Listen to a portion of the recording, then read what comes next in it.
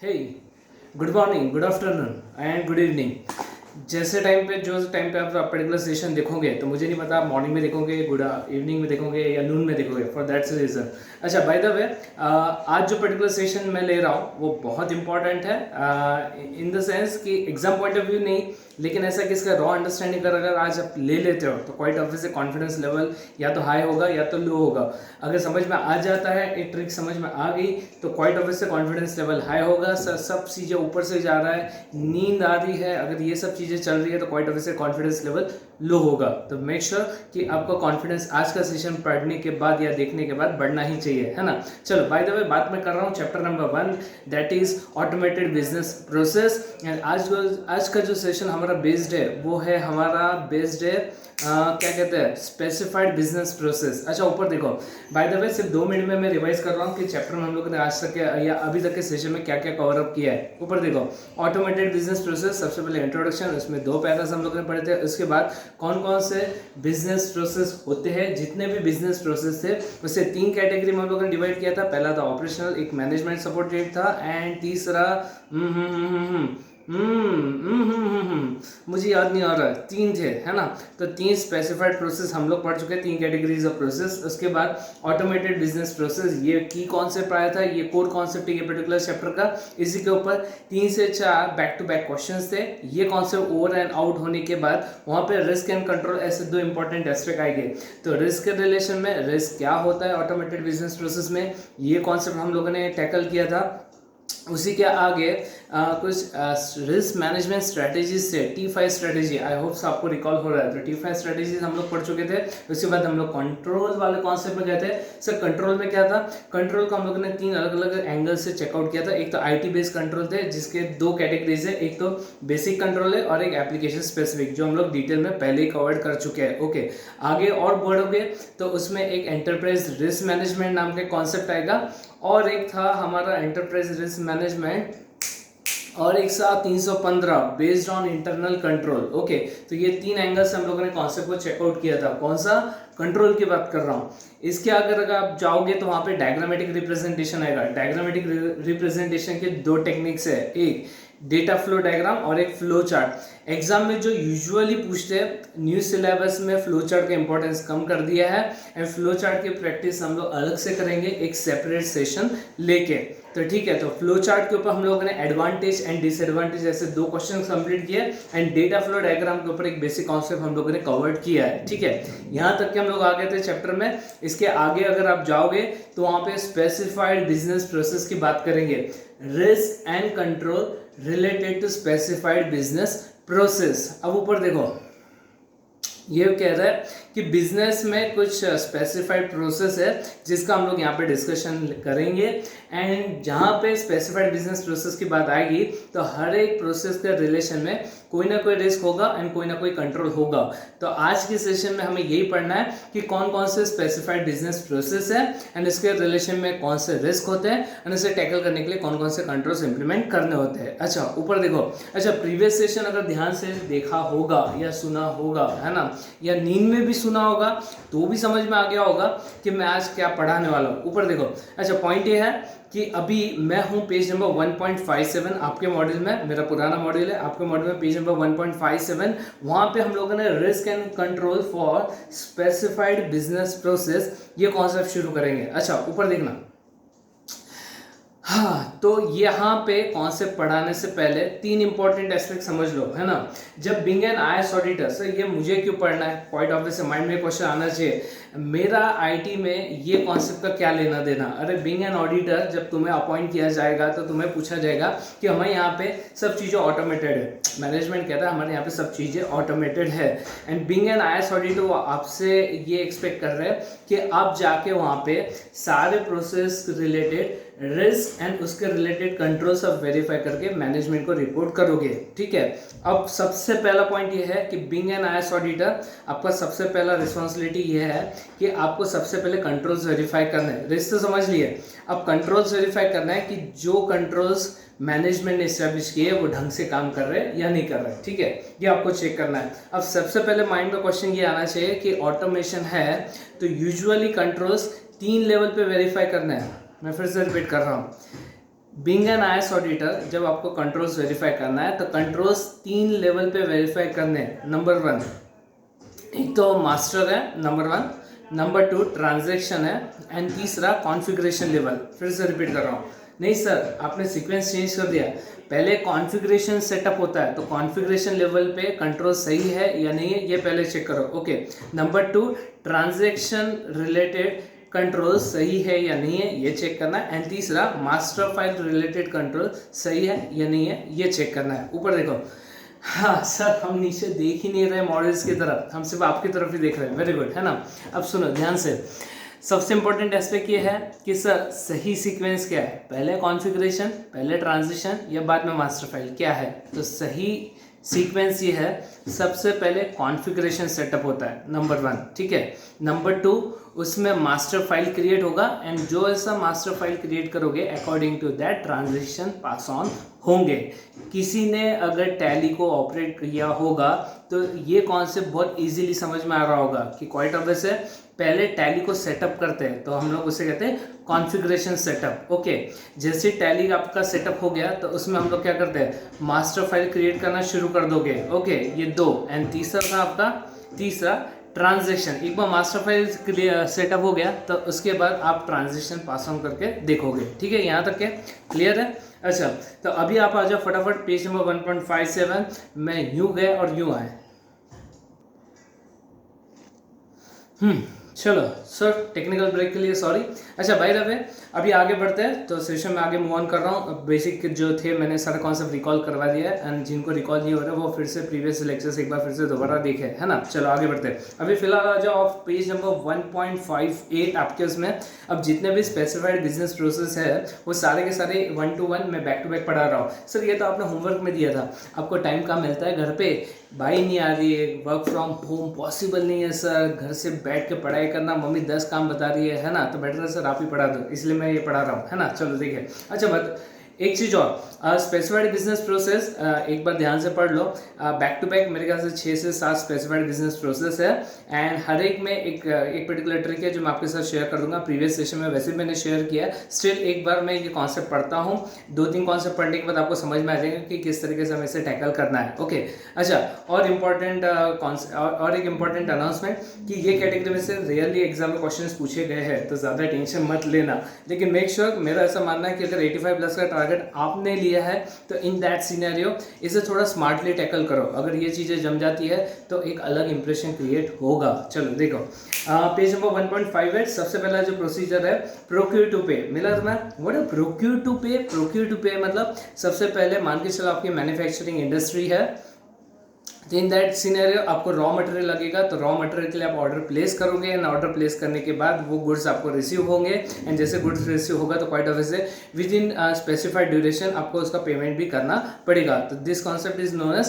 Procure to pay. Clear है? चलो देखिए, procure to pay that is purchase to pay और P2P, इसे कहते हैं P2P। It is the process of obtaining and managing the raw material needed for manufacturing a product और providing a service. It involves the transition flow of data that is sent to a supplier as well as the data that surrounds the fulfillment of the actual order and the payment for the product or service। यहाँ पे bracket complete करना, ठीक है। तो exam में यहीं तक के लिखना है, इनकेस अगर क्वेश्चन आता है तो। अच्छा, तो अभी जो मैंने कॉन्सेप्ट पढ़ा है तो उसमें उन्होंने सिर्फ what do mean bye P2P बस इतना ही एक्सप्लेन किया। P2P मतलब यहाँ पे परचेस ऑर्डर आपको प्लेस करना है, एंड ये ट्रांजेक्शन कब खत्म होगा, जब आप इसके रिलेशन में पेमेंट करोगे तब, ठीक है। चलो अब नीचे देखो, नीचे में 2 टेबल्स है, एक तो पहले मास्टर्स है एंड नंबर 2 ट्रांजैक्शन। मिला क्या तुम्हें? मास्टर्स में 2 कॉलम है, कॉलम समझ में आता है ना। पहले कॉलम में लिखा होगा रिस्क एंड साइड में लिखा होगा कंट्रोल्स ऑब्जेक्टिव। सेम वे से ट्रांजिशन फाइल में जाना, वहां पे भी 2 पर्टिकुलर कॉलम्स होंगे, पहला होगा रिस्क एंड साइड में कंट्रोल ऑब्जेक्टिव्स। अब ढूंढ लो, ध्यान से देखना। अब उनका कहना है कि प्रोक्यूर टू पे ये पर्टिकुलर प्रोसेस में क्या गड़बड़ हो सकता है, जो गड़बड़ी होगा that is considered as a risk. Quite obvious है, एग्री? चलो सुनो मैं क्या कह रहा हूँ। इनका कहना है कि स्पेसिफाइड बिजनेस प्रोसेस मतलब प्रोक्यूर टू पे में जो भी गड़बड़ी होने के चांसेस है that they have considered as a risk, and उसी के साइड में कंट्रोल ऑब्जेक्टिव्स है। अब सबसे पहला पॉइंट, अगर मान के चलो आप यहाँ पे रॉ मटेरियल ऑर्डर कर रहे हो तो क्वाइट ऑब्वियस है आपने किसका मास्टर सेटअप किया होगा, सप्लायर का, है ना। तो यहाँ पे सप्लायर रिलेटेड क्या क्या गड़बड़ी हो सकती है वो यहाँ पे डिस्कस किया है। पहला देखो, unauthorise changes to supplier master file, किसी ने अनऑथराइज मॉडिफिकेशन कर दिए सप्लायर के मास्टर फाइल में, ये रिस्क है ना। तो इसका कंट्रोल ऑब्जेक्टिव क्या होगा, लॉजिकली सोचो, इसका कंट्रोल ऑब्जेक्टिव क्या होगा। तो इसके रिलेशन में जो भी कंट्रोल आपने एस्टेब्लिश किया है उसका बेसिक ऑब्जेक्टिव यही होगा कि कोई भी थर्ड पर्सन वहाँ पे अनऑथराइज मॉडिफिकेशन ना करो। That's why they have considered it as a control objective. Side में देखो क्या लिखा है, only valid changes are made to the supply master file, है कि नहीं, पांचट, सुपर पांचट है, देखो नीचे। सेकेंड, एक कॉन्सेप्ट छोड़ के, changes to supply master files are not correct, high authorise changes किए लेकिन वो भी गलत कर दिए, बिल्कुल नालायक हो, तुम्हारे पे गए, है ना। अब सुनो, अब मैंने आर्टिकल्स को या मेरे एम्प्लॉय को बोला था कि इसमें ये सो एंड सो चेंजेस करने हैं। अब भाई साहब ने वहाँ पे चेंजेस तो किए लेकिन गलत कर दिए। तो आपका यहाँ पे कंट्रोल ऑब्जेक्टिव क्या होगा, जो भी कंट्रोल आपने एस्टेब्लिश किया होगा इसके रिलेशन में, उसका बेसिक कंट्रोल ऑब्जेक्टिव ये होगा कि वहाँ पे जो भी चेंजेस होंगे वो सही होने चाहिए। देखो कंट्रोल ऑब्जेक्टिव्स, यस, है ना। Changes to supply master files are accurate, high, इतने इतने पांचट कॉन्सेप्ट है, ठीक है, चलने दो, आपने क्या लेना देना, बोनस क्वेश्चन है भाई लोग, इसीलिए मैं कह रहा हूँ बहुत इजी गोइंग है ना। अब मुझे बोलो कि ये जो कॉन्सेप्ट है ये एक बार पढ़ लिया, दोबारा पढ़ने की जरूरत है क्या, नहीं, लेकिन एक बार अगर आपके माइंड में बैठ गया कि मुझे वहाँ पे क्या लिखना है तो वहाँ आप इजीली पुटअप कर पाओगे, ठीक है। तो ये दो हो गए, एंड और एक लेते, एक और, चलो देखिए नीचे last second, supply master file data is not up to date, high, mobile number, email ID, ये सब चीज़ें मास्टर्स डेटा में लिखना चाहिए था सप्लायर के, लेकिन आपने क्या किया, सप्लायर का जब मास्टर फाइल बनाया ना ईमेल आईडी लिखा ना मोबाइल नंबर लिखा, इसका मतलब सप्लायर का मास्टर डेटा इनकम्प्लीट है। तो यहाँ पे कंट्रोल्स क्या होंगे, आपके कंट्रोल्स ऑब्जेक्टिव क्या होंगे कि मेक श्योर जब भी मास्टर फाइल क्रिएट होगा तो वो हर तरीके से कंप्लीट होगा। देखो control objective, supplier master file data remains up to date, हाय, समझ गया था, क्लियर है। तो इसका मतलब हाँ, यस, है ना। तो रिस्क जो होगा वही आपके उसी अकॉर्डिंग टू दैट आपको कंट्रोल ऑब्जेक्टिव्स वहाँ पे पुटअप करने हैं, ठीक है, क्लियर है। अच्छा, ये किसके लेवल पे था, ये मास्टर लेवल पे था, वो ढोक लो, ये जितने भी रिस्क मैंने पढ़े ना ये मास्टर फाइल में, मास्टर फाइल रिलेटेड ये सारे रिस्क है। अब ट्रांजेक्शन में आ जाओ, अब ट्रांजेक्शन में क्या गड़बड़ी हो सकती है, यस क्वाइट ऑब्वियस है, आपने ट्रांजेक्शन एंटर करते टाइम कुछ तो गड़बड़ी कर दी। नंबर वन, आपने ट्रांजेक्शन एंटर किया लेकिन गलत किया, और ट्रांजेक्शन एंटर होने के बाद उसमें अनऑथराइज मॉडिफिकेशन किए, मैं नहीं बोल रहा हूँ, ये इसमें ऐसा लिखा है, चेक करो, है ना। Transactions number one, unauthorise purchase requisitions are ordered, unauthorise मतलब समझ में आ रहा है क्या, क्वाइट ऑब्वियस है, परचेस ऑर्डर प्लेस होने के बाद ही परचेस ऑर्डर आपको रिसीव होगा। अरे भाई मैंने ऑर्डर जब दिया ही नहीं है तो गुड्स आएंगे कैसे, तो अब गड़बड़ी ये है कि यहाँ पे ऑथराइज अनऑथराइज ऑर्डर प्लेस हो गया। अनऑथराइज समझ में आता है क्या, मतलब जो पर्सन को ऑथराइजेशन नहीं थे वो पर्सन ने वहाँ पे अनऑथराइज ऑर्डर प्लेस कर दिया, एंड इसकी वजह से गुड्स भी वहाँ पे रिसीव हो गए। जिसका बेसिक ऑब्जेक्टिव क्या होगा, मेक श्योर कि वहाँ पे ऑथराइज पर्सन ही ऑर्डर प्लेस करे। देखो कितना पंचायत है ना। Yes, purchase order are place only for approved requisition, okay done, चलो गुड।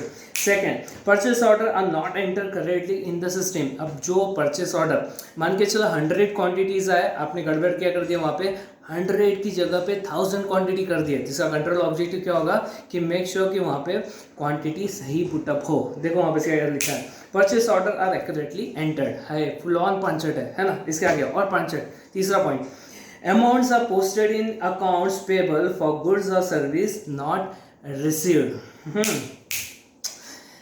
XYZ से गुड्स आ रहे हैं तो एंटर किसके नाम पे होना चाहिए, XYZ के। आपने किसके नाम पे एंट्री मार दी, ABC, यस। तो इसका मतलब गलत जगह या गलत पार्टी के अकाउंट में पोस्टिंग हो गया है। अब से एक और नीचे क्या लिखा है, amount posted to account payable represent goods और सर्विस। तो फंडा ये है, पॉइंट ये है कि एग्जाम में अगर ये कैटेगरी से क्वेश्चन आ गया, P2P के ऊपर क्वेश्चन आ गया, तो what do mean bye P2P, ये प्रोसीजर ये आपको एक्सप्लेन करना है। नीचे में कड़ांग से दो टेबल बना दो, एक तो master related and number 2 transaction related. Master related में 2 कॉलम्स बना लो, पहला risk and control objective, and transaction file में फिर से वही risk and control objective. 3 points खटाखट वहाँ पे छाप देना, ठीक है।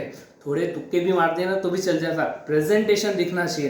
प्रेजेंटेशन अगर इसी तरीके से होगा तो आई एम वेरी मच क्या कहता है श्योर कि सामने वाला शायद ही उसे पढ़े अंदर के कंटेंट। ठीक है, तो फंडा एकदम क्लियर है, इसी तरीके से आपको पुटअप करना है। चलो आपको डिटेल में पढ़ना है, इसलिए मैं अगला कॉन्सेप्ट और ले रहा हूँ। चलो आगे बढ़ो।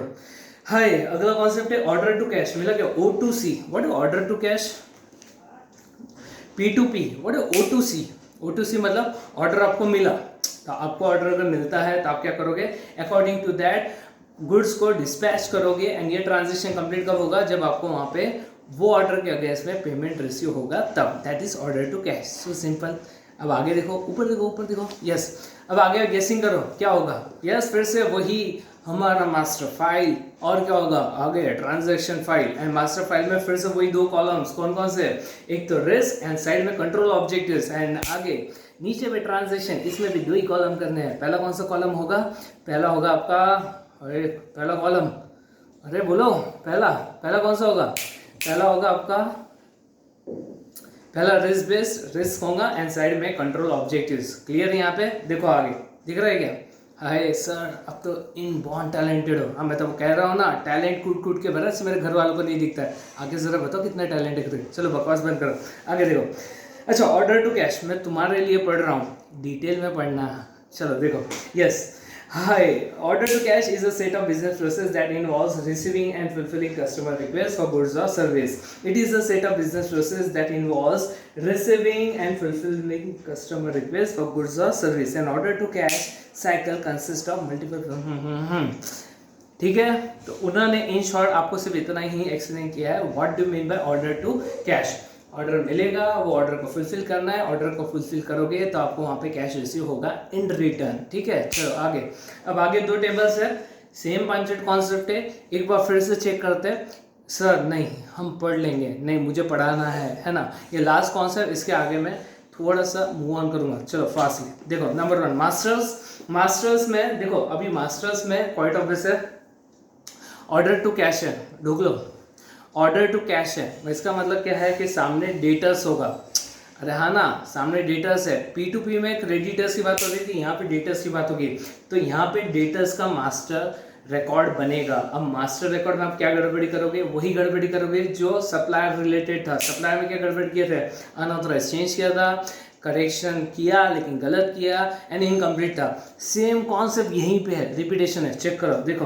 पहला, the customer master file is not maintain properly and the information is not accurate. Same है, रिपीटेशन है। ओके, इसके नीचे invalid changes are made to customer master file. वहां पे क्या था? Supply master file. सेम है, ढोक लो। Yes, very good. और आगे बढ़ो। Changes to customer master file are not accurate. Hi sir, ये तो सेम वही है।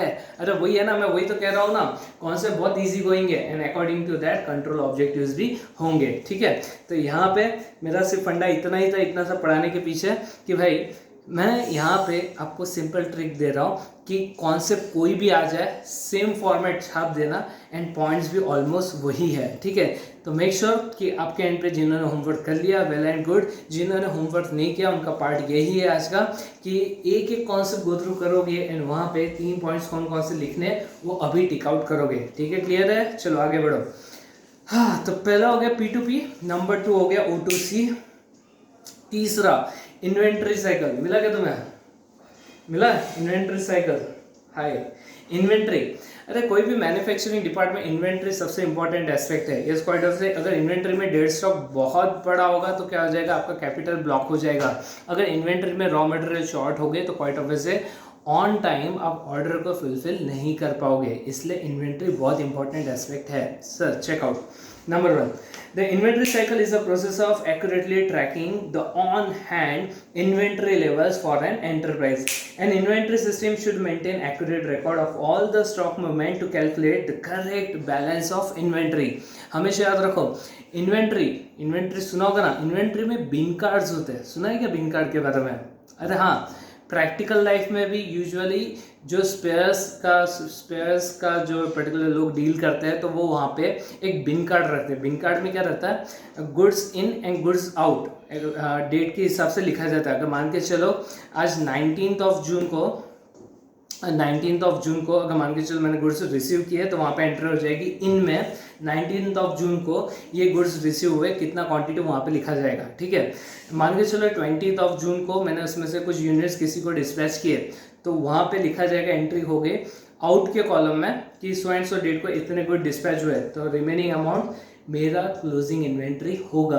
अगर 100 यूनिट्स आए थे उसमें से 80 मैंने डिस्पैच कर दिया तो बैलेंस कितना होना चाहिए 20, तो 20 फिजिकल काउंटिंग में भी 20 ही काउंट होने चाहिए। अगर नहीं है इसका मतलब इन्वेंट्री में कुछ तो झोल है। तो इन शॉर्ट आपको इन्वेंट्री को डे टू डे बेसिस पे अपडेटेड रखना होगा, अदरवाइज क्या हो जाएगा, अगर आपके पास सही पोजीशन नहीं इन्वेंट्री का, या तो गुड्स गलत ऑर्डर हो जाएंगे या तो एक्सेस ऑर्डर होने के भी चांसेस है। ठीक है, चलो ओके, जहाँ तक मैंने पढ़ा वहाँ तक ब्रैकेट लेना।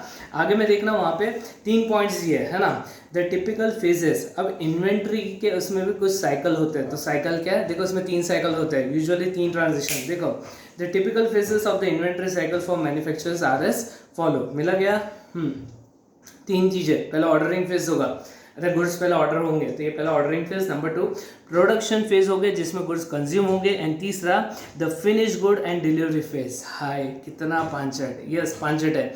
तो इन्वेंट्री के लाइफ में 3 साइकिल होते हैं, पहला ordering phase, number 2 production phase, and last में finish goods and delivery phase. ठीक है, पढ़ाने ऐसा कुछ नहीं है। फिर से नीचे अगर आप देखोगे तो उसमें फिर से वही 2 टेबल्स है, कौन कौन से, ढुक लो 2 टेबल्स है, पहला मास्टर फाइल एंड नीचे में ट्रांजैक्शन। मास्टर में फिर से वही 2 कॉलम, पहला कंट्रोल्स एंड नंबर 2 साइड में होगा सर, पहले में रिस्क है एंड नंबर 2 में कंट्रोल ऑब्जेक्टिव्स है। इसके नीचे जाओ, फिर से रिस्क है, फिर से कंट्रोल ऑब्जेक्टिव्स है।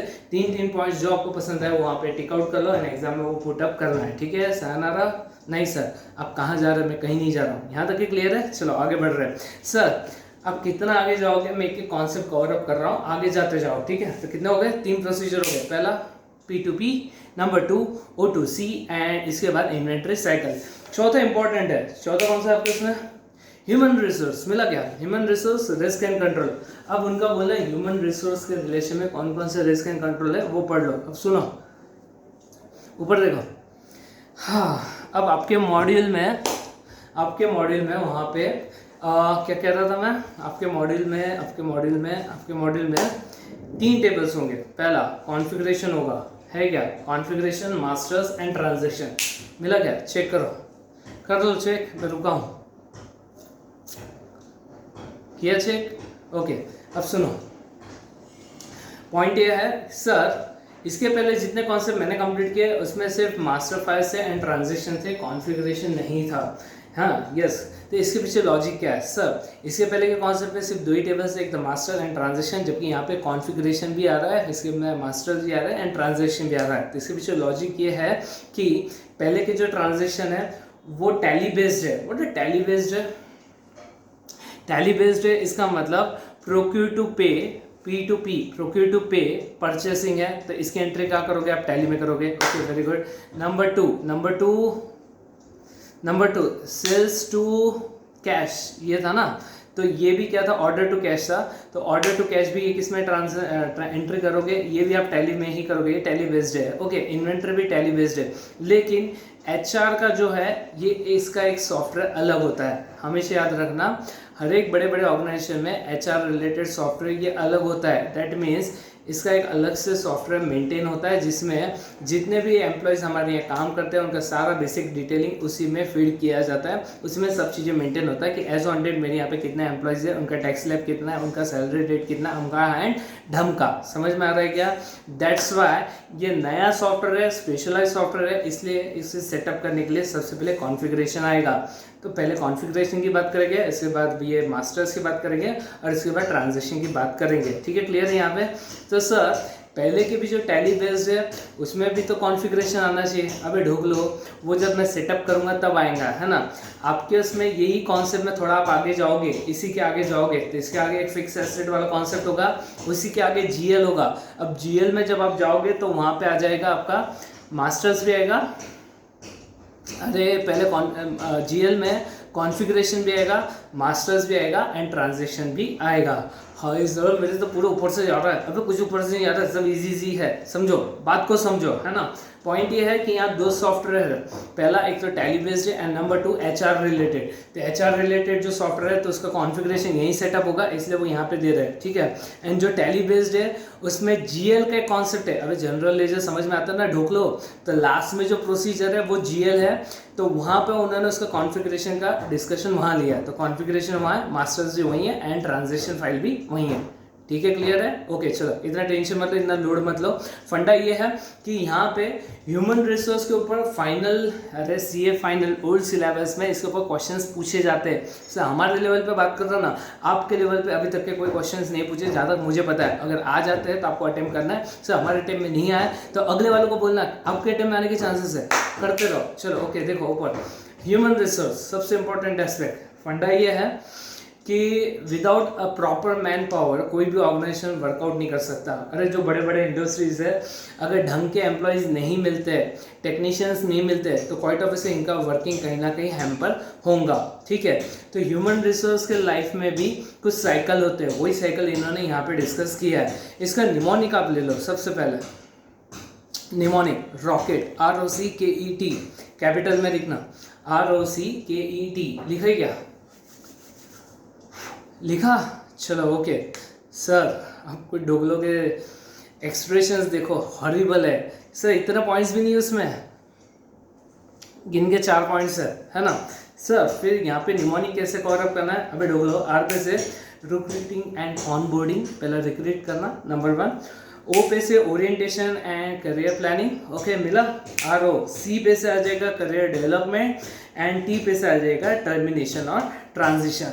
सर फिर KE का क्या करना है, ढोक लो, वो साइलेंट है, ओके। अरे ऐसे कोई निमोनिक होते हैं क्या भाई, बड़े प्यारे निमोनिक है, लेना है तो ले, नहीं तो अपने निमोनिक्स खुद डेवलप कर लो, मैंने कब माना किया है। चलो देखिए ओके, तो इसका निमोनिक है रॉकेट। आर पे से पहले रिक्रूट होंगे, ए ऊपर देखो, हर एक एम्प्लॉय के इसमें हर एम्प्लॉय रिलेटेड यही लाइफ साइकिल होता है। मैं तुम्हें लाइफ साइकिल पढ़ाने में ही इंटरेस्टेड हूँ। पहले रिक्रूट होंगे, बोलो रिक्रूट करना मतलब एम्प्लॉयज़ का पहले सिलेक्शन होता है, नंबर 1, ओके। उसके बाद ओ पे से orientation and career planning. Orientation and career planning मतलब क्या रहता है ना, ओरिएंटेशन करियर प्लानिंग मतलब मेरे यहाँ पे अगर मान के चलो 10 एम्प्लॉयज़ को मैंने सिलेक्ट किया, इसमें 2-3 एम्प्लॉयज़ ऐसा लगता है कि बहुत ज़्यादा करियर ओरिएंटेड है, इनको लाइफ में और आगे बढ़ना है, बहुत ज़्यादा एक्साइटेड होते हैं। तो इन लोगों को मैं क्या करता हूँ, कुछ और एडिशनल कोर्सेज करवाने के लिए कहीं पे ट्रेनिंग के लिए सेंड करता हूँ या कहीं पे उनको भेजता हूँ। मान के चलो US भेज देता हूँ कि वहाँ ट्रेनिंग लेके आ जाओ, जितना नॉलेज वहाँ पे गेन करोगे वही हमारे ऑर्गेनाइजेशन के लिए काम में आएगा।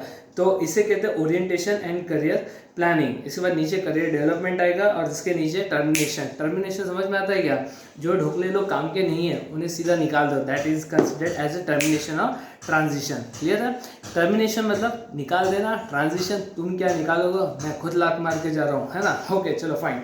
तो इसका मतलब ह्यूमन रिसोर्स के रिलेशन में 4 लाइफ साइकिल है। पहला recruit, number 2 orientation and career planning, इसके बाद तीसरा करियर डेवलपमेंट एंड चौथा टर्मिनेशन। 1 मिनट, थोड़ा सा गड़बड़ हुआ है। क्या गड़बड़ हुआ है, पहले में रिक्रूट होता है, मतलब पहले एम्प्लॉयज़ को सिलेक्ट किया जाता है। सेकंड में जो ओरिएंटेशन करियर प्लानिंग है ना, इसमें क्या होता है कि ऐसा नहीं होता कि आपको सिलेक्ट कर लिया एंड डायरेक्ट आपको काम पे लग जाना है, ना ऐसा नहीं होता है। जितने भी मल्टीनेशनल कंपनीज है, जितने भी बड़े बड़े कंपनीज है, उसमें यूजुअली पैटर्न क्या होता है कि पहले एम्प्लॉयज़ को सिलेक्ट करते हैं, उनको उनके काम के रिलेशन में, उनका जो भी प्रोफाइल होगा उसके रिलेशन में उनको थोड़ा सा ट्रेनिंग दिया जाता है। 15 डेज का ट्रेनिंग होता है, यूजुअली 1 महीने का भी हो सकता है, कभी कभी ये 2 महीने के लिए भी जाता है, that is considered as a probation period, okay. तो एक बार ट्रेनिंग कंप्लीट हो गया एंड उनको एक बार कॉन्फिडेंस आ गया कि हाँ ये बंदा रेडी है टू डिलीवर, तो फिर उसे ऑन फ्लोर लेके जाते हैं एंड वो लाइव एनवायरनमेंट में काम शुरू करता है। इसका मतलब सर हर एक कंपनी में पहले सिलेक्शन होता है, उसके बाद हमें हमारे काम के रिलेशन में ट्रेनिंग दिया जाता है एंड उसके बाद हमें काम पे लगाया जाता है। हाँ यस, ये वही स्टेज है। ओके, तीसरा, एंड जो पर्सन बहुत ज़्यादा क्या कहते हैं करियर ओरिएंटेड है, बहुत एम्बिशियस है, तो उनको कंपनी खुद होकर प्रमोट करते हैं, उनका खर्चा पानी कंपनी खुद ही करती है, उनको और आगे बढ़ाते हैं या फिर और उनके स्किल्स को डेवलप करने की कोशिश की जाती है, सो दैट अगर इनका स्किल डेवलप होता है तो ये अल्टीमेटली कंपनी के बेनिफिट में ही होगा। तो that is third concept, career development. अरे सुना होगा ना बहुत से आईटी लोगों के बारे में कि ये एक पर्टिकुलर प्रोजेक्ट पे गया है, यूएस गया है या जापान गया है, तो इनको कंपनी खुद अपने खर्चे पानी पे भेज रही है। तो रीज़न यही होता है कि ये जितना वहाँ पे नॉलेज गेन करके आएगा उतना वो अपने कंपनी के लिए वर्कआउट कर पाएगा एंड कंपनी के लिए उतना आउटपुट दे पाएगा। ठीक है, एंड लास्ट वन, अगर ये कुछ भी काम करें तो उसे टर्मिनेट करो या फिर ट्रांजिट करो। ट्रांजिट मतलब तुम क्या छोड़ोगे, मैं ही जा रहा हूँ आपकी कंपनी छोड़ के। ठीक है, ओके चलो, बाय द वे फटाफट ये एक लास्ट कॉन्सेप्ट कंप्लीट करते हैं। थोड़ा सा लेक्चर बड़ा हो रहा है, अगर नींद आ रही होगी ना तो कसम से मिर्ची पाउडर साइड में रखो, उसे एक बार चखो और कसम से 2 दिन तक के नहीं सोओगे, है ना। नहीं सर ये भी नहीं जमता, तो फिर लड़कियों का ट्रिक रहता है, सूप लेके बैठो, सूप खाओ थोड़ी थोड़ी सी, है ना। सर आप भी कुछ, मेरे को कोई ज़रूरत नहीं है भाई, जो भी है, बट इतना बोरिंग सेशन नहीं है। अगर फिर भी किसी को लगता है बहुत बड़ा सेशन हो रहा है तो ये तुम्हारी ही डिमांड है, आप लोगों की डिमांड है कि सर सेशन लंबा होने दो, चलने दो, लेकिन आप सर डिटेल में पढ़ा, तो मैं डिटेल में पढ़ा रहा हूँ, अब भुगतो, है ना। चलो ओके फाइन। अच्छा मैं डिटेल में पढ़ा रहा हूँ ऐसा कुछ नहीं है, जो वैसे मैं अभी पढ़ा रहा हूँ प्रीवियस बैचेस में भी इसी तरीके से पढ़ा है, इतना ही डिटेल या इसी पैटर्न में पढ़ा है। ठीक है, तो ऐसा कुछ नहीं कि कुछ लोगों ने मुझे रिक्वेस्ट किया इसलिए मैं इतना डिटेल में जा रहा हूँ, भाई यही तरीके से पढ़ाना था। ठीक है, चलो ओके देखो। अच्छा बाय द वे 2 मिनट में फटाफट मैं कॉन्सेप्ट मार्क आउट करके दे रहा हूँ, उतना मार्किंग कर लो। एग्जाम में रेयरली ये क्वेश्चन आता है, लेकिन आने के चांसेस है। अगर आता है तो निमोनिक तुम्हारे पास दिया है, ROCKET, सर स्पेलिंग नहीं जमती, लिखो 10 बार। चलो okay fine. The human resource life cycle refers to human resource management and covers all the stages of an employ time within a specific enterprise. ठीक है, ओके आगे बढ़ूँ मैं। ओके चलो आगे। The typical stages of HR cycle includes the following. अब इनके हर एक HR के पर्सन में 4 लाइफ साइकिल। पहला रिक्रूट एंड ऑन बोर्ड। देखो recruiting is the process of hiring a new, एक मिनट इसे साइड में लिख देना selection process. Recruiting and on boarding की साइड में लिख देना सिलेक्शन प्रोसेस। ढोक लो, लिखा क्या। ओरिएंटेशन एंड करियर प्लानिंग की साइड में लिख देना ट्रेनिंग प्रोसेस। लिखो साइड में। सब मॉड्यूल गंदा और अरे होने दो, मुझे इससे कोई लेना देना नहीं, और कितने अटेम्प्ट देना तुम्हारे को। ओके तो पहले के साइड में लिख दे सिलेक्शन प्रोसेस, सेकंड के साइड में लिख दे ट्रेनिंग प्रोसेस, और नीचे करियर डेवलपमेंट। मिला क्या, करियर डेवलपमेंट। इसके साइड में लिख देना further training provided to the employees, further training provided to the employees. Okay लिखा क्या ढोकलो। अरे further training provided to the employees, मतलब जो एम्प्लॉयज़ बहुत ज़्यादा करियर ओरिएंटेड है, बहुत ज़्यादा एम्बिशियस है, तो उनको और कंपनी अपने खर्चे पे पढ़ाती है, और वही उनका जो नॉलेज गेन होता है वही उनके कंपनी के लिए यूटिलाइज करते हैं। एंड लास्ट वन होता है टर्मिनेट और ट्रांजिशन। ये तो ईजी है। ठीक है चलो okay.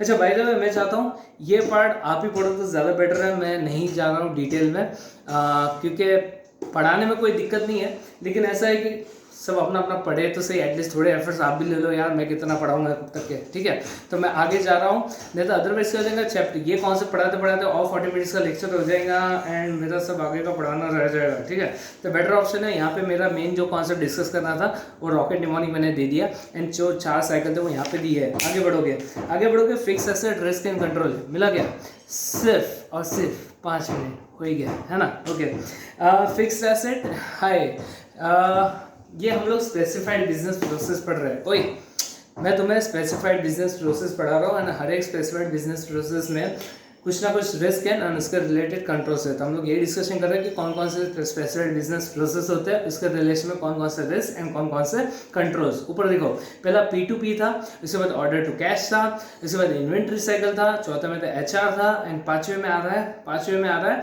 Fixed asset. Fixed asset के बिना कोई भी ऑर्गेनाइजेशन काम नहीं कर सकता, क्वाइट ऑब्वियस है। अब ऊपर देखो जैसे HR में उनका लाइफ साइकिल था ना, उसी वैसे हर एसेट के रिलेशन में भी कोई ना कोई साइकिल फॉलो होता है। तो कौन सा साइकिल है ढूंढ लो, तो वो यहाँ पे दिया है। चलो देखो ऊपर देखो, पहले एसेट को एक्वायर करोगे। सुनो सबसे पहले एसेट को एक्वायर करोगे, इसका मतलब एसेट को मार्केट में जाके परचेज करोगे। जैसे ही परचेस करोगे तो उसके रिलेटेड जो इन्वॉइस आएगा उस पे से आप टैली प्रोग्राम में उसकी एंट्री पास ऑन करोगे। हाय, मैं फिर से रिपीट कर रहा हूँ। मान के चलो आपने मार्केट में जाके एक एयर कंडीशनर परचेज किया, तो पहला स्टेप क्या हो गया, पहले परचेज करोगे। परचेज करने के बाद जो इनवॉइस आएगा उस पे से बुक्स ऑफ अकाउंट में उसकी एंट्री पास करोगे। वेरी गुड, 2 हो गया। 2, तीसरा, इनकी लाइफ में 2 चीज़ें हो सकती है, या तो एसेट एज इट इज पड़ी रहेगी या तो किसी और को ट्रांसफर किया जाएगा। तो देखो तीसरा स्टेज क्या दिया सर, नहीं नहीं नहीं नहीं नहीं नहीं नहीं नहीं सर, पहले उसमें तो प्रोक्यूरिंग एन एसेट है, बोले procuring an asset, acquisition of asset, तो ये सही था। ओके, नंबर 2 मैंने बताया था, उसका बुक्स ऑफ अकाउंट में एंट्री पास करोगे। तो देखो रजिस्टरिंग और एडिंग एन एसेट, तो अगर तुमने एयर कंडीशनर परचेज किया तो उसकी बुक्स में एंट्री पास करोगे। ओए डुप्लो, एसेट के ऊपर चार्ज क्या होता है, डेप्रिसिएशन। लेकिन मान के चलो डेप्रिसिएशन चार्ज करना तो था, सुनो डेप्रिसिएशन चार्ज करना तो था, लेकिन क्या हो गया ना, हर एक एसेट की एक यूजफुल लाइफ होती है 10 ईयर्स के लिए। मान के चलिए एयर कंडीशनर की यूजफुल लाइफ 10 ईयर्स थी, तो आप 10 ईयर्स के लिए उसके ऊपर अकॉर्डिंग टू दैट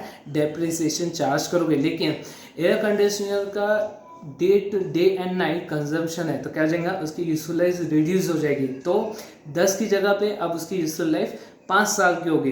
तो अकॉर्डिंग टू दैट आपको डेप्रिसिएशन रेट भी रिवाइज करना पड़ेगा। तो इसलिए वो लोग कह रहे हैं चौथा स्टेप आ जाएगा, तीसरा स्टेप आ जाएगा एडजस्टिंग द एसेट। ओके, तो इसके बाद चौथा स्टेज जो हर एक एसेट की लाइफ में होगा, ट्रांसफरिंग द एसेट। हो सकता है वो एसेट या तो आप खुद यूज करोगे, या तो हो सकता है वो एसेट आप किसी और ऑर्गेनाइजेशन या सिस्टर कंसर्न को ट्रांसफर करोगे। तो वो एडजस्टमेंट एंट्री आपको चौथे में पास ऑन करनी है, that is transferring the asset. 5वां स्टेज हो जाएगा depreciating the asset, and last में हो जाएगा आपका, लास्ट में डिस्पोजिंग द एसेट। लॉजिकल है क्या, बहुत लॉजिकल है। देखो पहले प्रोक्यूरिंग द एसेट मतलब सबसे पहले एसेट को प्रोक्यूर करना, नंबर 2 एसेट परचेज करने के बाद उसको बुक्स ऑफ अकाउंट में ऐड करोगे, तो एडिंग द एसेट। ओके, तीसरा एडजस्टिंग द एसेट, इसका मतलब यहाँ पे डेप्रिसिएशन रेट को चेंज करने की जरूरत पड़ी तो वो आप अकॉर्डिंग टू दैट एडजस्ट करोगे according to the useful life of an asset. कितना हो गया, 3। चौथा transferring the asset, yes quite obvious है, या तो आप इंटर डिपार्टमेंट ट्रांसफर कर सकते हो या तो थर्ड पर्सन को भी ट्रांसफर कर सकते हो, तो ये एक हो सकता है पॉसिबिलिटी। इसके बाद 5वां at the end of year depreciation charge करोगे, एंड लास्ट में कभी ना कभी वो एसेट को आपको डिस्पोज ऑफ करना होगा, तो लास्ट कौन सा आ जाएगा, डिस्पोजिंग द एसेट। ठीक है, क्लियर है। तो ये आपको पढ़ना है सर, एग्जाम के लिए इंपॉर्टेंट है, इंपॉर्टेंट नहीं है लेकिन आपको पता होना चाहिए कि यहाँ पे लाइफ साइकिल क्या है। ठीक है, क्लियर है। तो लाइफ साइकिल बेस्ड 2 क्वेश्चन थे, एक तो एचआर का था और एक फिक्स्ड एसेट का। करोगे, पढ़ोगे, पक्का प्रॉमिस करो, पक्का पढ़ोगे। Okay, very good. एंड इसके आगे एक जीएल करके कॉन्सेप्ट दिया है, मिला के ढूंढ लो। अब जीएल में कुछ खास नहीं है, इजी है, पढ़ लेना, कुछ इतना दम वाली बात नहीं है। सिर्फ फंडा ये था, मुझे ये डिस्कस करना था कि जीएल में देखो वहाँ पे कॉन्फ़िगरेशन सेटअप आ गया, कॉन्फ़िगरेशन, हाँ अब कॉन्फ़िगरेशन आ गया। फिर टैली का जब आप पहली बार इंस्टॉल करोगे तो कॉन्फ़िगरेशन कॉन्सेप्ट आएगा, तो कॉन्फ़िगरेशन आएगा, उसके मास्टर फाइल, उसके बाद ट्रांजिशन, वही अपना पुराना वाला पैटर्न, 3 पॉइंट्स को भी रट्टा मार के रख देना। इनफैक्ट मैं कहता हूँ कि 6 के 6 एस्पेक्ट में 3 पॉइंट्स कॉमन में भी पुटअप कर सकते हो। अरे क्वाइट ऑब्वियस है, हर एक उसमें वही पॉइंट्स उन्होंने घुमा फिरा के पुटअप किए, तो इसका मतलब आपको 3 पॉइंट्स लर्न करना है, वही पॉइंट्स सब जगह पे पुटअप कर सकते हो। ठीक है, क्लियर है। ओके, तो आई होप सो आज यहाँ पे ये कॉन्सेप्ट ओवर एंड आउट। अगले सेशन में हम और आगे बढ़ेंगे। फिलहाल आज के लिए बस इतना ही, इतना आप अच्छे से पढ़ लेना, एंड अगर ये कंप्लीट हो जाता है, कुछ क्वेरीज हो तो मुझे पूछ सकते हो, जो यूजुअली कोई नहीं पूछता। Okay, thank you very much. या तो मेरा पढ़ाना बहुत बेस्ट है या तो जाने दो। Okay, done. तो फिलहाल ये पार्ट यहीं पे over and out, specified business process, इसके जो रिस्क एंड कंट्रोल्स है वो हम लोग पढ़ चुके हैं। एक सिंपल ट्रिक मैंने आपके साथ डिस्कस किया है, उतना कंप्लीट करके यहाँ तक के आ जाना। इसके आगे और 2 बैक टू बैक सेशन हो गए, इसके बाद ये chapter over and out. Thank you very much and have a great day. And monsoon enjoy कर रहे हो बहुत ज़्यादा, नहीं नहाए होगे तो जब बारिश आती है एटलीस्ट तब तो नहा लिया करो, नहाए को, है ना, इससे पानी भी बचता है एंड मॉनसून का मज़ा भी लिया जाता है। ठीक है, thank you, have a great day, sayonara.